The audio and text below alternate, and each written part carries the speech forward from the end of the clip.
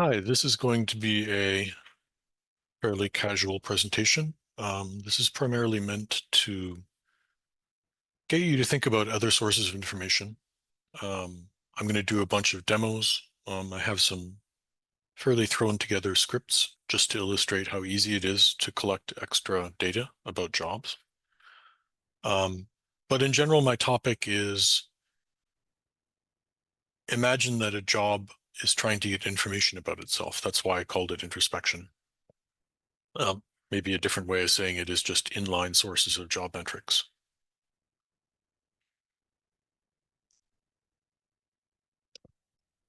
I think portals are great. I'm actually going to show you a few portals. I'm going to talk about what information they provide. It's not meant to be an introduction to the portals. I'm just trying to point out that the information is there. And I'm going to describe some of the information that the portals access and how you can access it yourself. I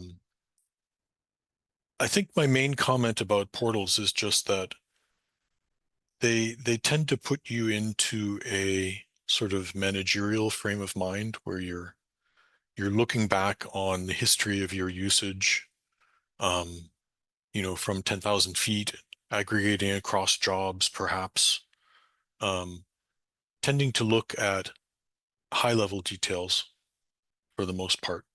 They're also not very amenable to any analytics that you want to do.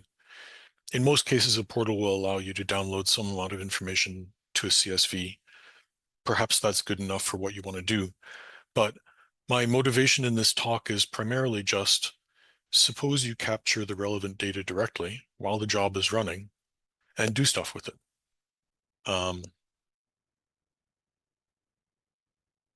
My feeling is that whenever you can put data more directly into user hands about what the users are doing, that's probably a benefit.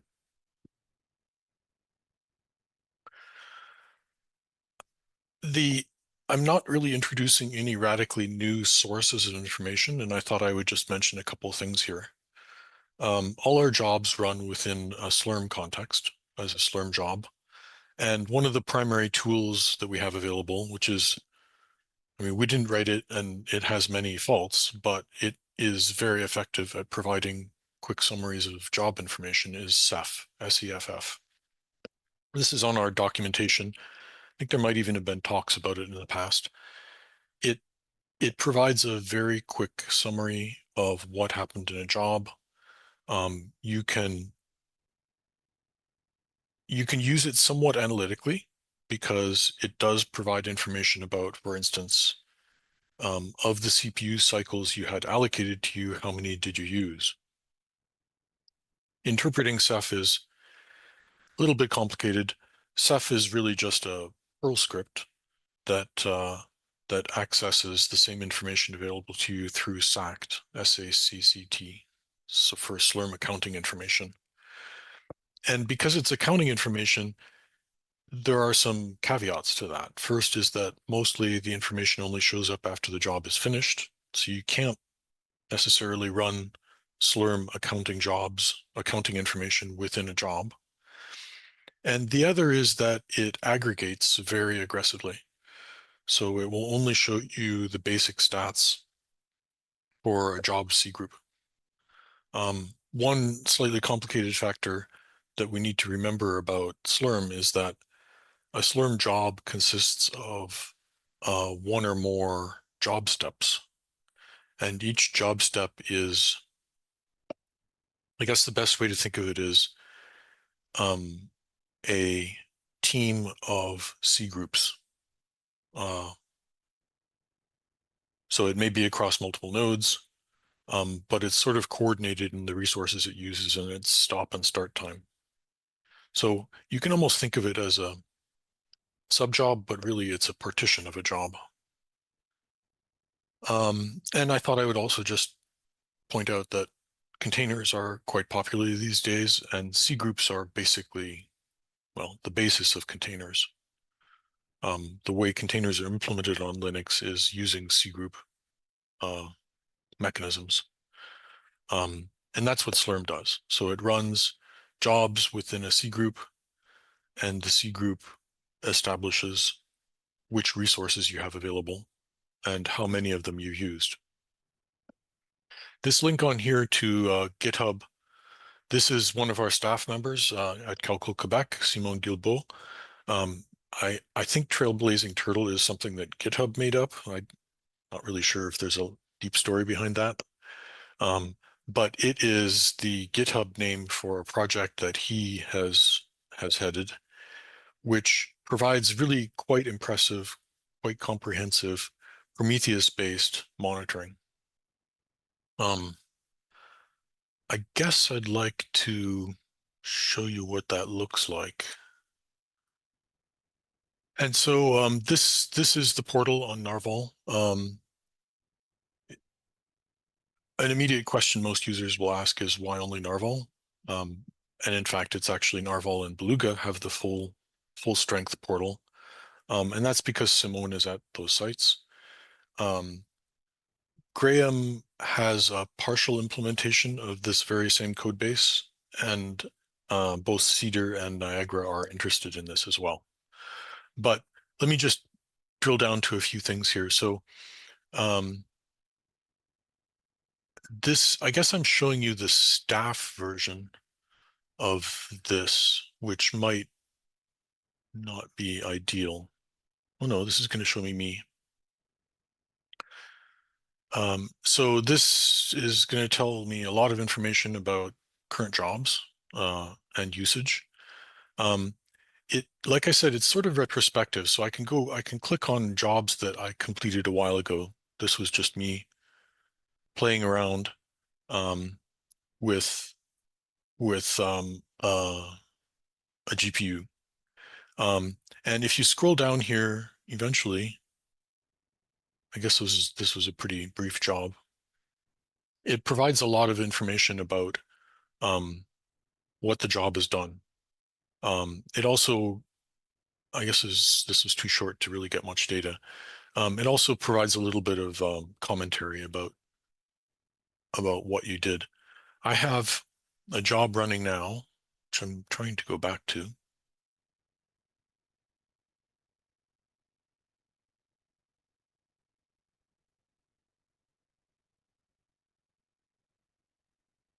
Right. So this job here, I started a little while ago. It doesn't have much shown. I'm not really sure what the propagation delay is, but this job is a GPU job, and if I want, I can run a few things in it, and maybe that's the thing I'll do. I'm going to switch shares again. I'm going to switch to a shell window containing that's running inside that job. So in this job,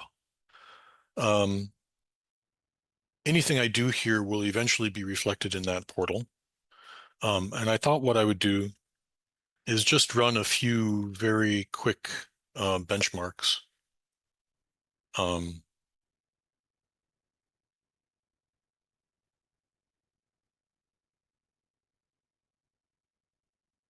So this is an n-body benchmark that comes with CUDA. And the only reason I'm selecting it is because it is a handy thing that runs on GPU devices and keeps them quite busy. So this is doing an n squared, I believe, n-body simulation. I think there's a way to get a graphical display from it, but I'm just using it for a benchmark. And what's happening here is that it's using the GPU.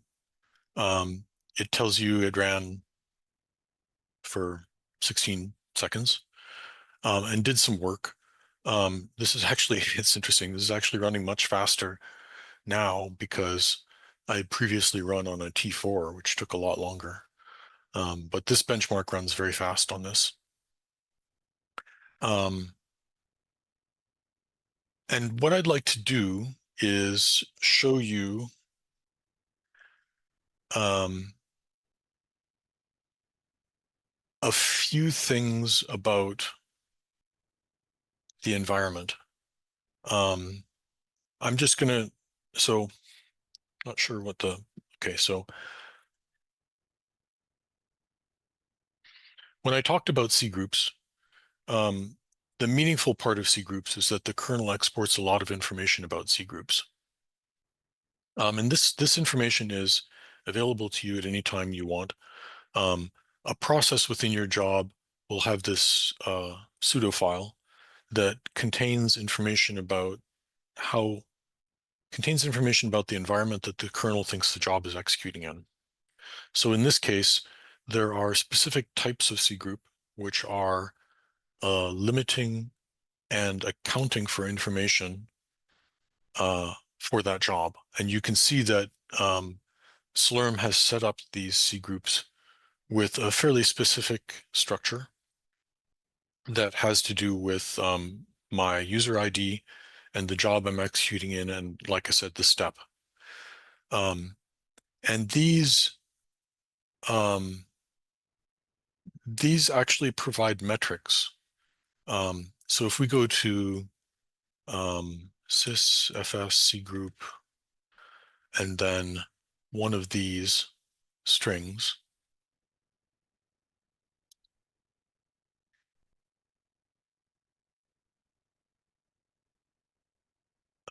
memory, they're a little bit hidden, and I've actually written some scripts that I'll show later that kind of decode or take the pain out of looking at these things. But these are really the low-level kernel metrics, which are completely accessible to you about what's happening in your job.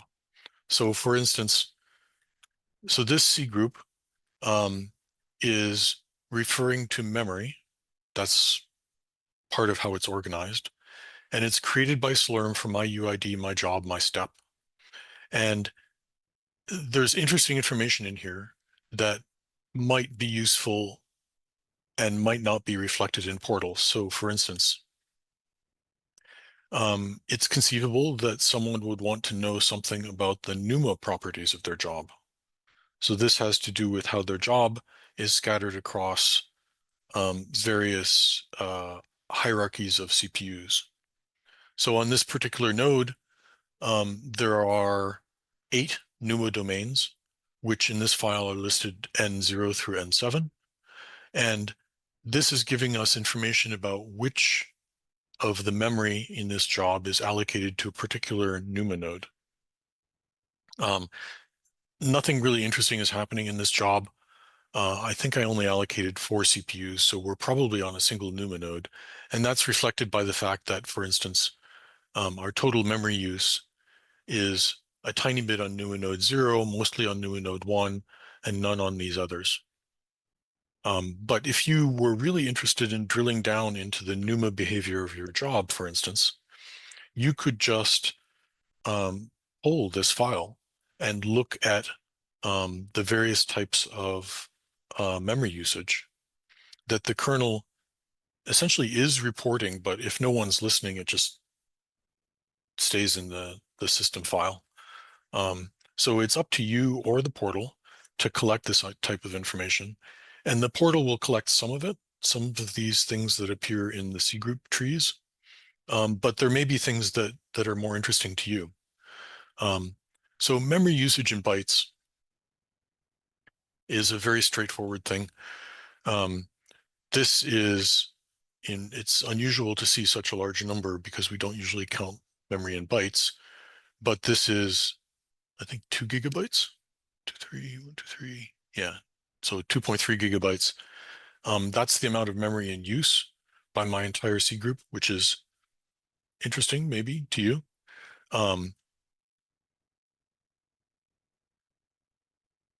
This is the same information broken down a little bit by the type of memory use. And I mention this primarily because it turns out I'll show you how this information is already scraped by the daemons we have installed on the system and eventually finds its way into the portals. But some of this information is quite useful. So for instance, the cache line is referring to the kernel's page cache. So if you're doing a lot of I/O, you might be interested in how much of the memory you have allocated is being used for caching files that you access. RSS is resident set size. That really refers to your processes. But there are some other things here which are conceivably useful. A lot of them are very, very obscure.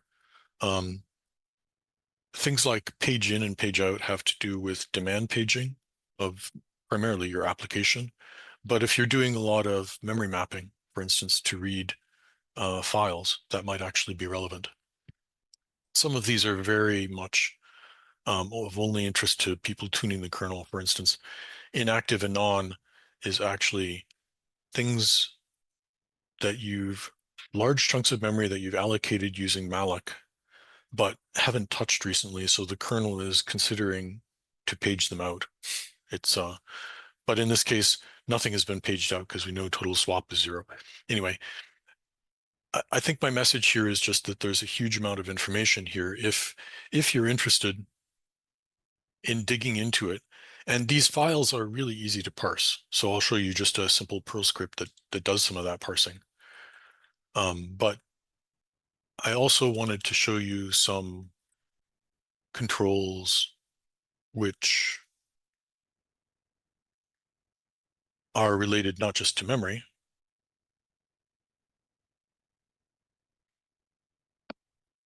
but for instance, CPU usage. This is really, so these C group controls are only reflecting things that the kernel controls. And in many cases, I'll mention a few later, you might actually be very interested in metrics from the GPU. Unfortunately, the GPU is not really integrated with Linux. So you'll be talking to NVIDIA code, which doesn't share any of the same mechanisms for reporting metrics. So this is only reflecting CPU usage, does not reflect the only thing present in C groups that's relevant to GPUs is access controls, which the kernel does control. So no usage information from GPUs is in here. I think the most interesting thing about this is that all of this information is live.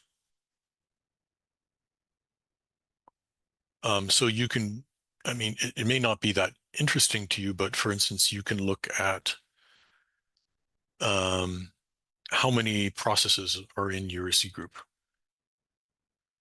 It's interesting. It's actually tasks, I guess.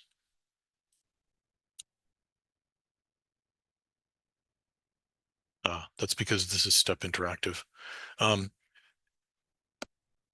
these metrics can also provide some interesting information like CPU usage per CPU, which in this case is going to be pretty boring.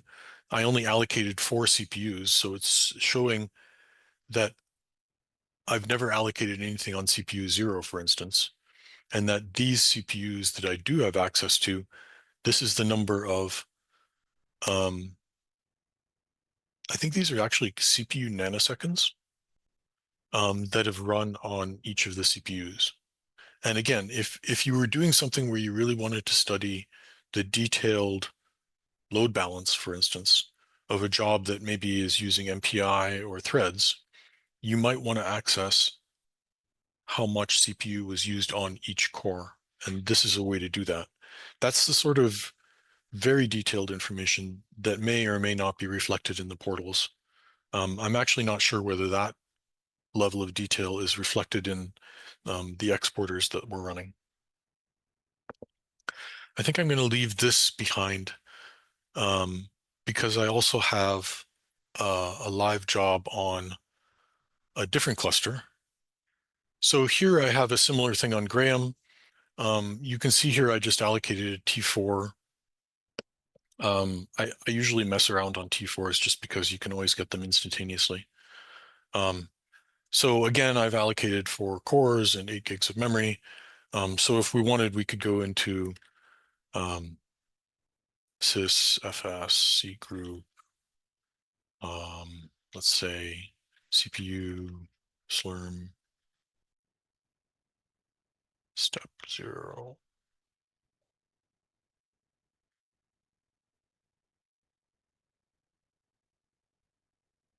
Um,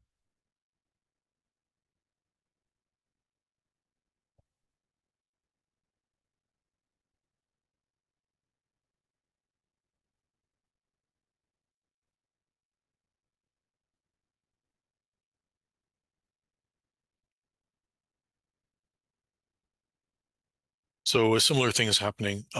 This job happens to be pinned to the first four cores. So you're seeing it's using the kernel thinks that it's occupying using cycles on those cores. Um,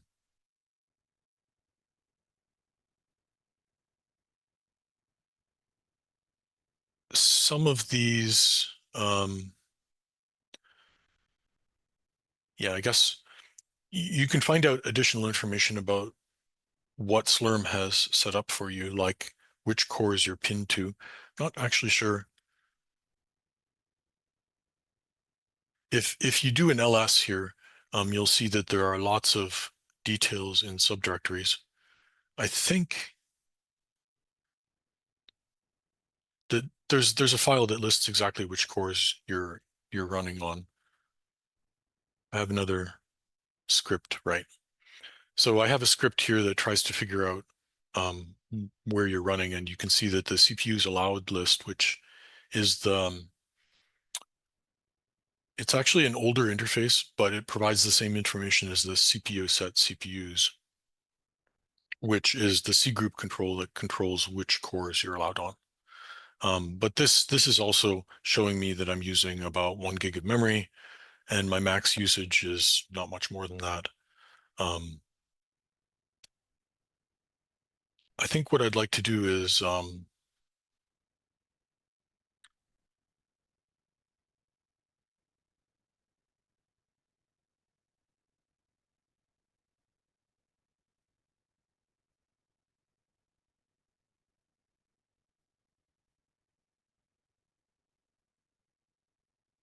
so what I have here is a virtual env.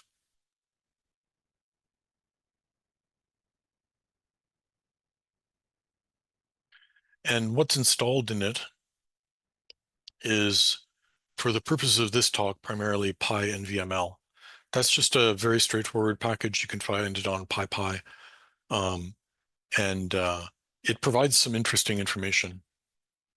What I'm mainly interested in right now is talking about the things that you can tell about GPU usage. So, if I just do NVIDIA SMI, which probably everyone has always done, because I'm not running anything right here, it shows me that there are no processes found. NVIDIA SMI is something that you could run and process the output from, but it makes a lot more sense to use one of the other interfaces. So PyNVML is a package that lets you look at NVML information more directly. So for instance, this script is connecting using an NVML API and just iterating through the number of devices and showing their device names. No big deal. You can also do other things.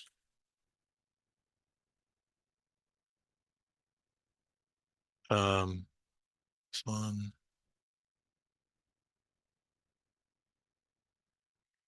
So Python, so this is a slightly modified version of the same thing that just collects a little bit more information. In fact, the NVML in it, this part is identical from the previous version, but now I'm using a package called NVIDIA SMI, which is meant to be like using the NVIDIA SMI command, but without the parsing necessary. So you just tell it the metrics, which to me look a lot like C group metrics, but NVIDIA doesn't present them that way. And these metrics, I'm just dumping with JSON to make them nicely formatted. So if I run it, it will give me some information about the GPU. So I just put in a bunch of stuff that I thought was interesting. Um, And in this case, T4 is idle at very low power. Um, they have relatively high clocks. The temperature is relatively low, things like that. If in another window I run, so I'm just running that n-body benchmark again in another window. It's just this command, but I'm going to run it in another window so that while it's running, we can run NVIDIA.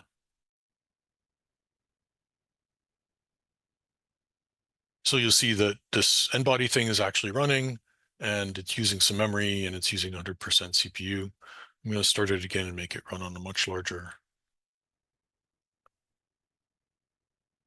case. So I run it with a whole bunch of a much higher n-body, so it'll take much longer.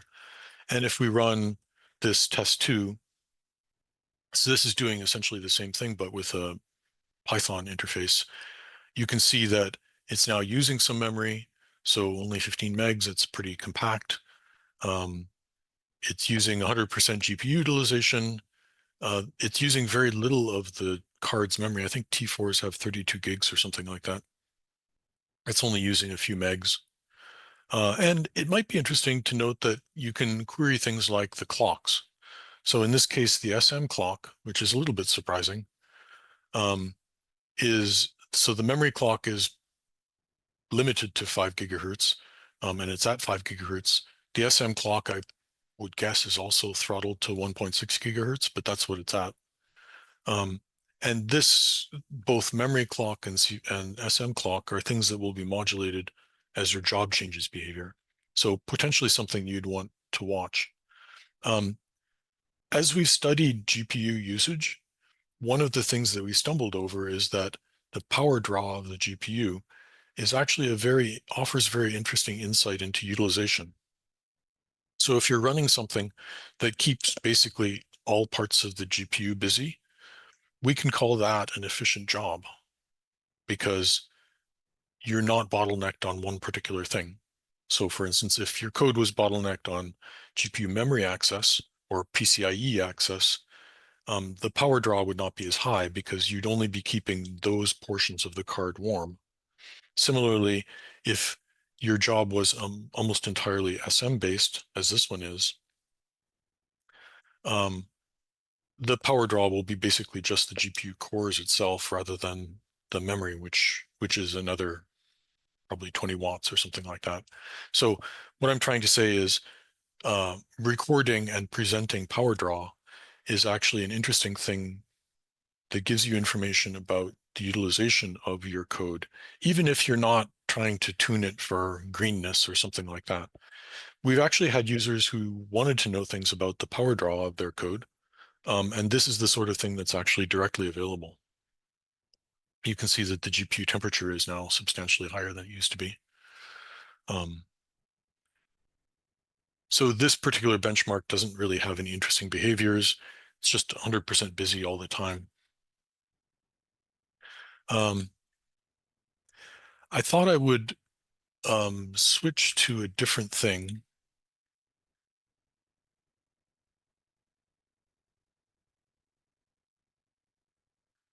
So I have this script called poll this job, and I'll just run it.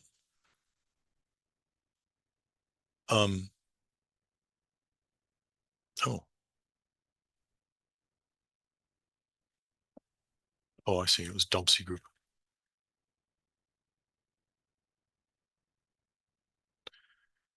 This is not named correctly because it does more than dump the C group. This is generating, um, is demonstrating how within job context you might actually collect a lot of information. So I'll show you the code that does this, but we looked before at these are metrics coming from C group.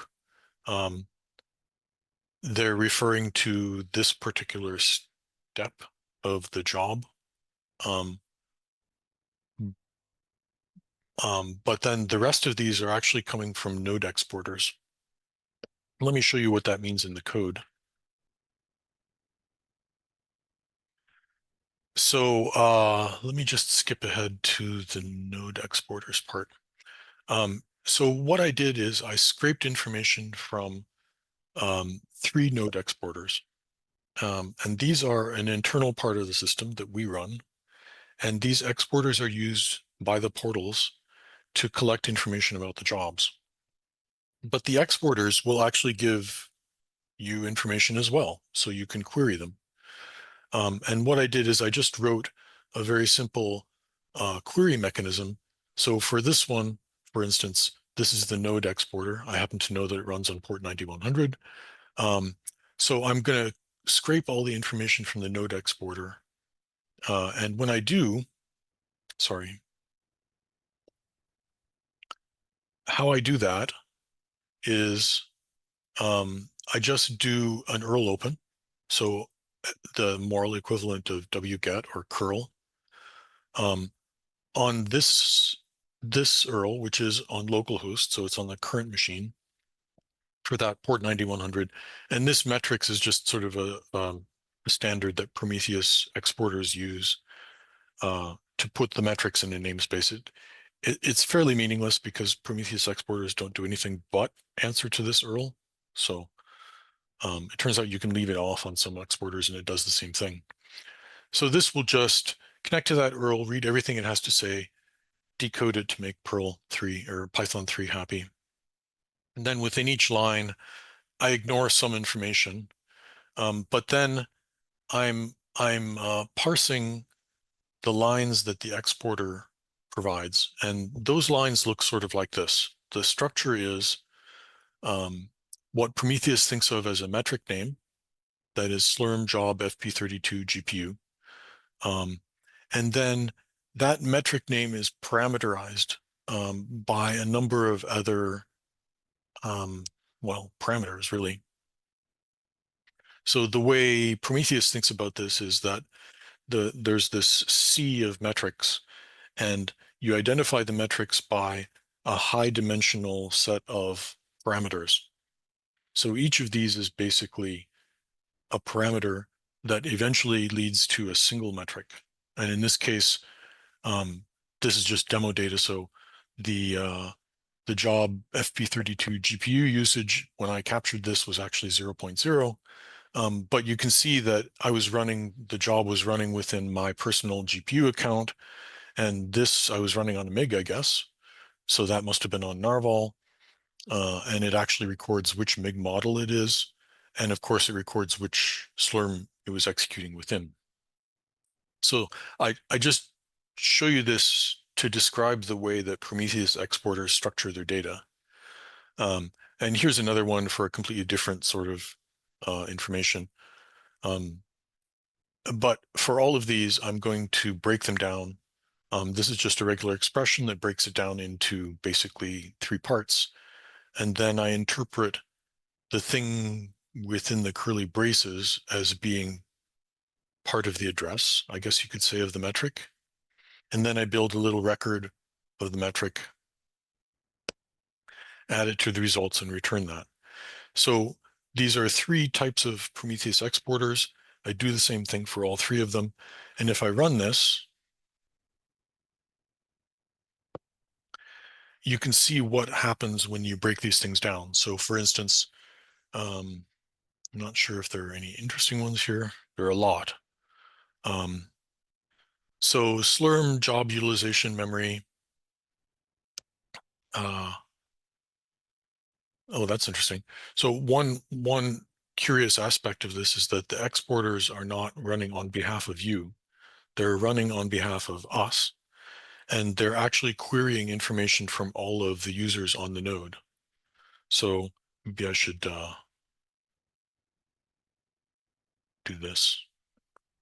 So this is just showing some metrics specific to me. And for instance, it's telling me memory usage. So it looks like the memory usage for the GPU was 2 gigabytes, not too bad for benchmark. And it was a Tesla T4 and it was the 0th GPU.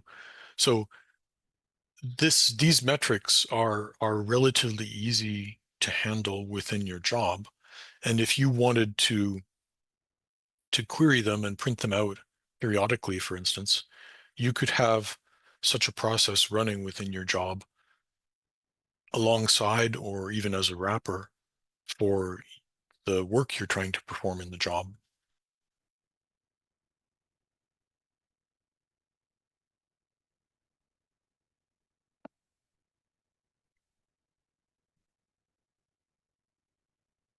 Um,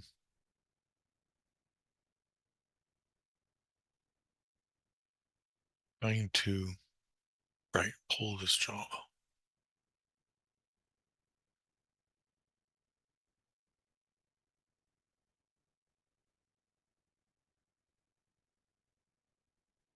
That's too bad. Hmm, hmm,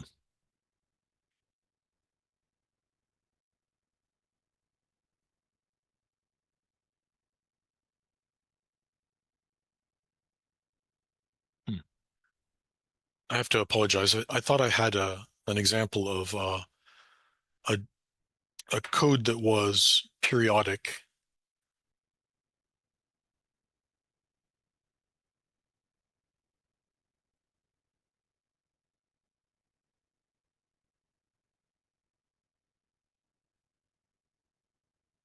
I guess I can show this.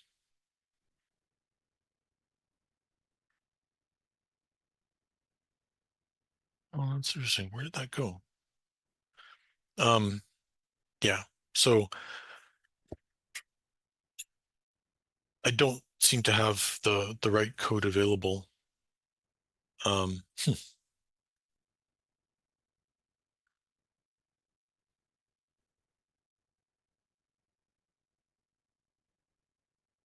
Oh, I called it foo. Well, that's why I couldn't find it.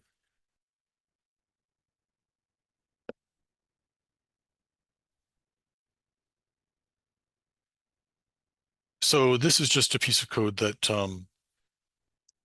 queries some metrics from the GPU. Let me show you how it looks. So this is just using the NVIDIA SMI API that I described, and it's looking for a few metrics. So clocks, GPU utilization. It runs the device query. Uh, it For the first time, it dumps them in their full glory, and then I'm just printing out a few specific metrics from that. Um, the structure is the structure returned by device query is not the easiest to use. Let me show you what it looks like. So it's fairly hierarchical. So and it's trying to be general. So it's returning you a an array of GPUs. So you can have more than one set of results from a single node. And then in each of these, there are sort of like C groups, categories of results. So not sure why it calls it FB for frame buffer, but this memory use is one of the metrics that it returns. Power draw we talked about before, and GPU utilization. This benchmark is still running. So if I continue to run this, um, and then so I'm just going to kill the benchmark. So I killed the benchmark, and now the power draw goes from 70 to about 10 watts, and the GPU utilization goes from 100 to 0. And so there are a couple of things that are interesting here. Um, the three there was the memory utilization. So that particular benchmark was mainly the GPU itself. So it was 100% utilized. The power was interesting. And the power was actually changing. I guess this is probably within the margin of error between 69 and 71. So that's only a tiny fraction. Another interesting thing is that it's averaging over a sample period. So when I um, stopped the benchmark, this sample period reflected some usage, but not a whole usage. So the benchmark never used 64% of the GPU, but for 64% of that 1 second sampling period, it used 100% of the CPU. I guess that's all I really wanted to show with this particular code. It's really easy to get these sort of metrics within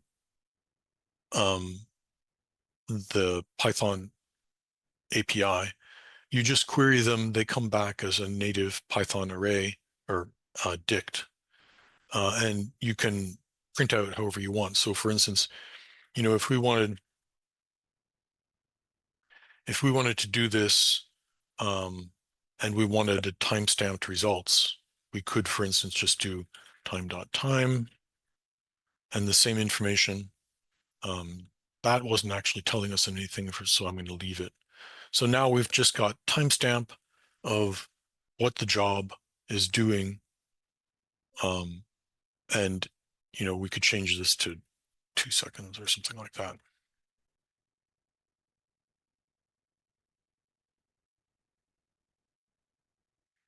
So now that's running with a 2-second interval, and in another window, if I start up the benchmark again, you can see that the numbers get animated. And, with this being a timestamp, now we've collected information which might be correlated with the behavior of your job. And if you wanted, you could capture this into a CSV or whatever type of file you want. So just some commentary about how all this works. Whenever anything else is happening on the node where you're running, of course, there is some overhead. If you're using these scrapers, it's redundant with the scraping that the sites are doing and is present in the portals. Simone's portal actually scrapes pretty fast. I think it's every 60 seconds, maybe 30 seconds.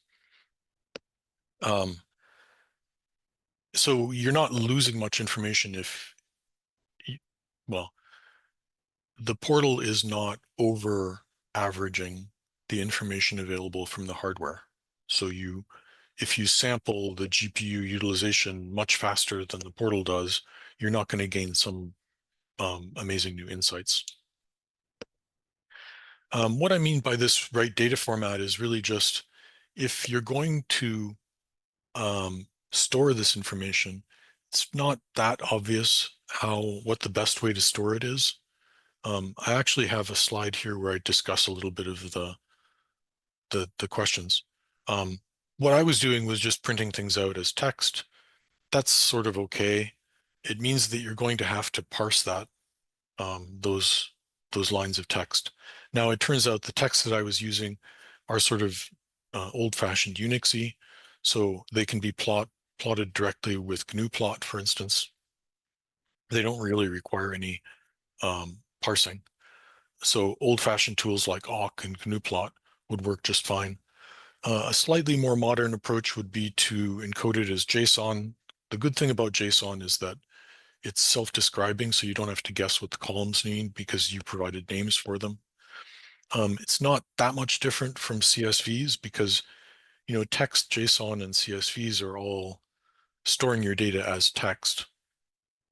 So, CSVs just give you access to some additional tools. It's pretty easy to load things into spreadsheets, and if that's your tool of choice.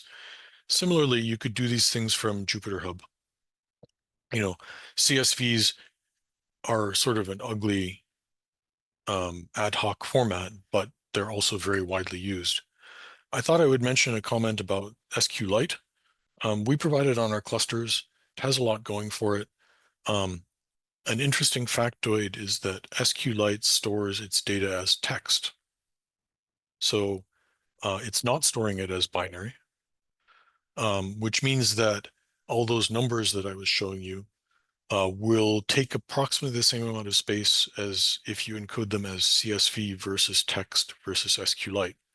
The big advantage of SQLite, of course, is that it's an SQL table, and thus you can provide indexes on it. It's definitely more space compact than JSON. But because it's indexed, you can ask SQLite to do things like select subsets of data from particular time points or average them or mean them or whatever.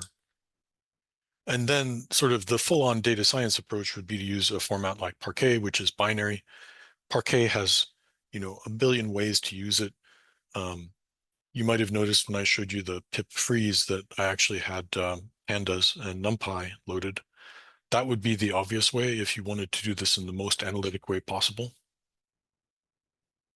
And Parquet does all sorts of fancy things like compression. Um,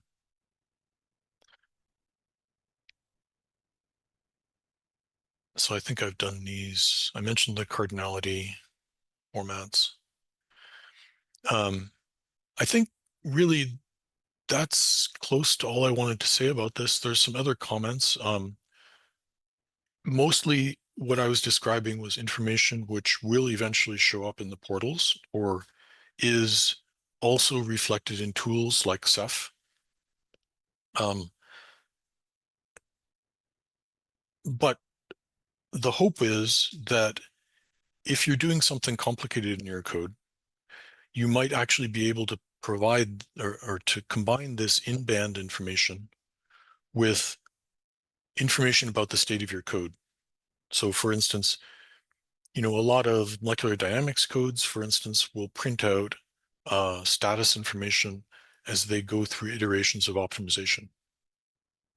Sometimes it's information about things like memory use, but in a lot of cases, it's telling you things like convergence or those bits of information might very well be interesting if you combine them with things like how hot the GPU was, how much power the GPU used, or how much memory it used. There might also be other information which the portals don't collect.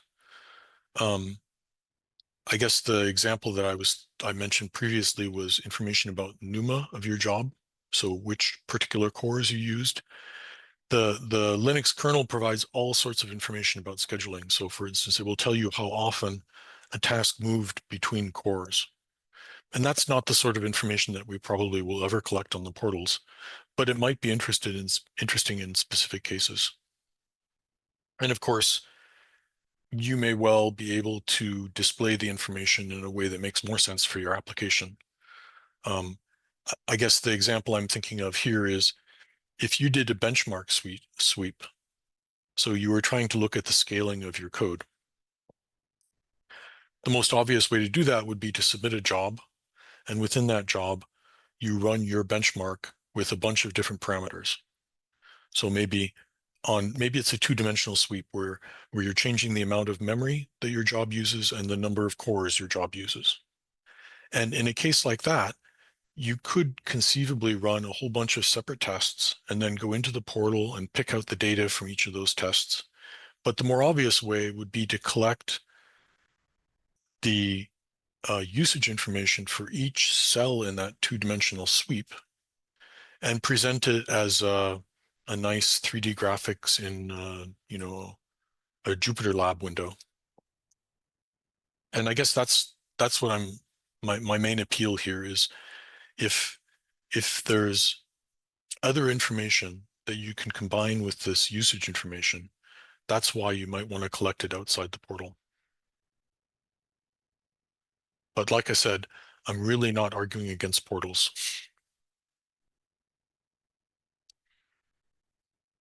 Maybe we have time for some questions.